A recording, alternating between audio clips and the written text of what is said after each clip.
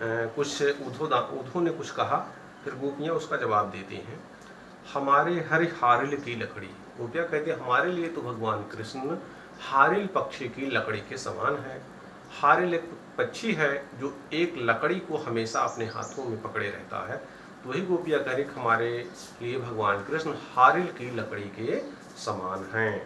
मन क्रम वचन नंद नंदन उर यह दृढ़ कर पकड़ी। मन क्रम वचन, इस लकड़ी को हमने मन से, कार्यों से और वचन से नंद के नंदन, अर्थात नंद के नंदन माने पुत्र, नंद के नंदन भगवान कृष्ण को दृढ़ता के साथ पकड़ रखा है। यह दृढ़ कर पकड़ी। जागत सोवत स्वप्न दिवस निस कान कान जकरी। जागते समय, सोते समय, स्वप्न में, दिन में और रात में कान कान जकरी, कान कान ही जपता रहता है। सुनत जोग लागत है ऐसो ज्यों करवी ककरी। यह आपका योग संदेश सुन करके ऐसा लगता है हमें जैसे हमें कोई कड़वी ककड़ी खाने के लिए दे रहा हो। सु तो व्याधि हमको लय आए देखी सुनी न करी। गोपियाँ कहती हैं उद्धव से कि आप हमारे लिए एक ऐसी बीमारी लेकर के आए हैं जिससे हमने इसके पहले न कभी देखा और न कभी सुना। यह तो सूर तिन्ह लय सौंपो जिनके मन चकरी। तो गोपियाँ कहती हैं कि सूरदास जी के शब्दों में कि उद्धव जी आप इसको ले जाकर के उनको सौंप दीजिए योग संदेश को जिनका मन वास्तव में चक्कर काटता रहता है, अर्थात जिनका मन स्थिर नहीं रहता है।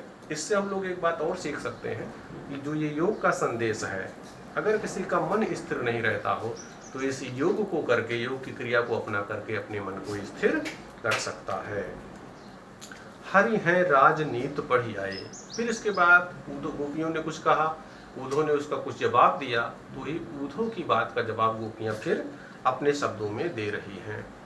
हरि हैं राजनीति पढ़ आए। गोपियां कहती हैं भगवान कृष्ण ने अब राजनीति की शिक्षा पढ़ ली है, राजनीति विद्या को पढ़ लिया है।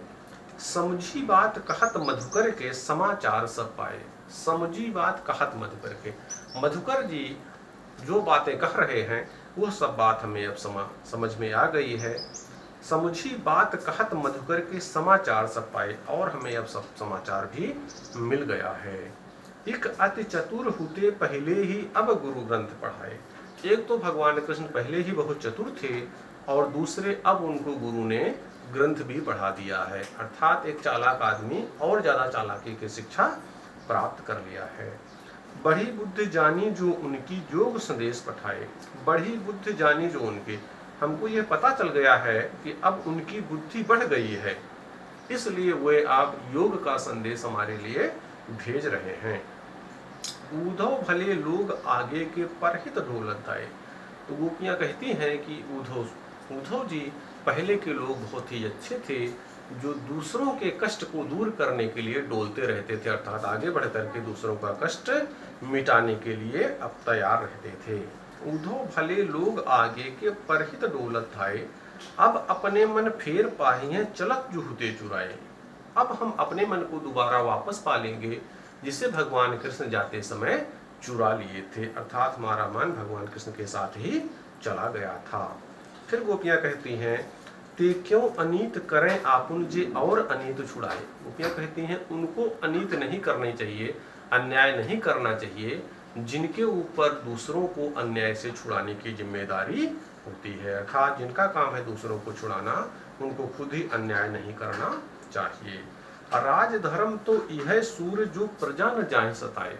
तो क्या कहती हैं सूरदास के शब्दों में कि राजा का धर्म यही है कि किसी राजा के समय, किसी राजा के कार्यकाल में प्रजा को किसी भी प्रकार का कष्ट नहीं होना चाहिए, अर्थात अगर किसी राजा के राज्यकाल में प्रजा दुखी है तो वो सच्चा राजा नहीं माना जा सकता। लेकिन यहाँ गोपियाँ कहते हैं भगवान कृष्ण तो अपने धर्म को भी भूल गए हैं और वो अपने धर्म का निर्वहन नहीं कर रहे हैं।